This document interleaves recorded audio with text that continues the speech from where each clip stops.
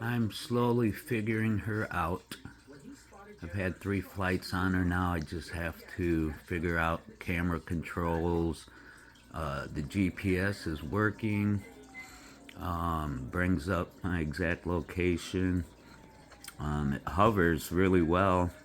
That was one of the problems the prior customer had. I don't see any problem with it.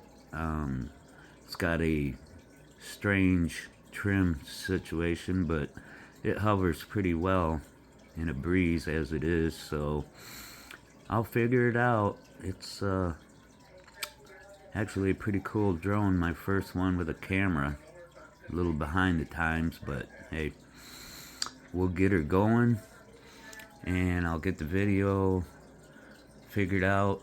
I can't seem to capture it and save it at this point, but I'm sure I'll figure it out. We'll keep trying. I'll get a video.